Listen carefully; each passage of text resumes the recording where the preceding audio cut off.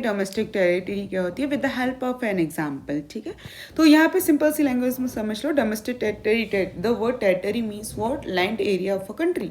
किसी भी कंट्री का जो लैंड एरिया होता है उसको हम टेरिटरी बोलते हैं। लेकिन डोमेस्टिक टेरिटरी में क्या क्या इंक्लूड होता है वो हम यहाँ समझेंगे। जहाँ जहाँ पे किसी कंट्री का क्या होता है, इकोनॉमिक कंट्रोल होता है, उन सब एरियाज को हम डोमेस्टिक टेरिटरी कहते हैं। अब इकोनॉमिक कंट्रोल का मतलब ज़रूरी नहीं है कि लैंड एरिया पे ही कंट्रोल हो। जहाँ पे दूसरी कंट्री के लैंड एरिया पे हमारी कंट्री का कंट्रोल नहीं होता, लेकिन फिर भी वहाँ की इकोनॉमिक कंट्रोल हमारे पास होता है। वो कैसे होता है अब हम आगे समझेंगे।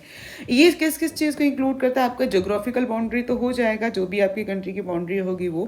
टेरिटोरियल वाटरवेज होते हैं, साथ ही साथ समुद्र पे आपका कितना हिस्सा है वो। एयर स्पेसेस, आपका आसमान पे कितना हिस्सा है वो। एम्बेसीज, आपकी कंट्री की एम्बेसीज, आपकी कंसुलेट्स या मिलिट्री अगर किसी दूसरी कंट्री में, तो भी वो आपकी कंट्री का पार्ट रहेगी। शिप्स, एयर क्राफ्ट जो होते हैं, अगर किसी रेसिडेंट के द्वारा क्या किए गए, रन किए जा रहे हैं, ऑपरेट किए जा रहे हैं, तो वो भी आपकी कंट्री का पार्ट होगी। ठीक है, जो वो रेसिडेंट अगर आपकी कंट्री का है तभी।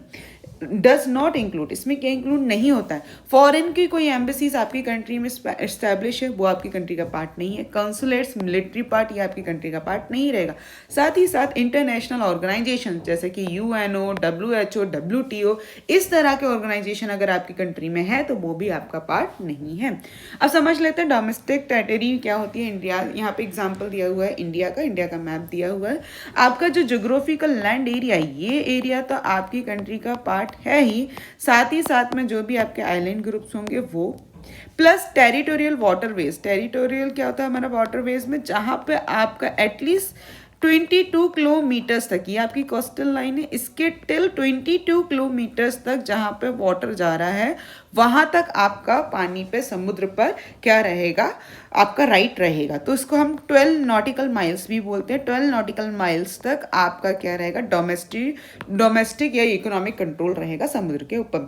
ठीक है, इसके साथ साथ ही इंडिया की कोई एम्बेसीज है जो फॉरेन कंट्री में स्टैब्लिश है, वो तब भी आपका पार्ट रहेगी। इंडिया को कोई रेसिडेंट है तो दूसरी कंट्री में रह रहा है, वो पर्सन भी, इंडिया का रेसिडेंट होने का मतलब है एक ऐसा पर्सन है जिसने 1 साल से ज़्यादा या 1 साल से ज़्यादा हमारी कंट्री में क्या किया, इकोनॉमिक एक्टिविटी को परफॉर्म करा है, तो उसे हम इंडिया का रेसिडेंट मानते हैं। ठीक है, इंडिया की कोई शिप्स है, इंडिया के कोई एयरक्राफ्ट है, तो वो भी किसका पार्ट रहेगी, डोमेस्टिक टेरिटरी का पार्ट रहेगी। इन केस कोई यूएसए की एम्बेसी होगी, यूएसए की कोई भी गवर्नमेंट ऑफिशियल बिल्डिंग होगी आपके यहाँ सेट हुई है, तो वो आपकी डोमेस्टिक कंट्री का पार्ट नहीं होगी।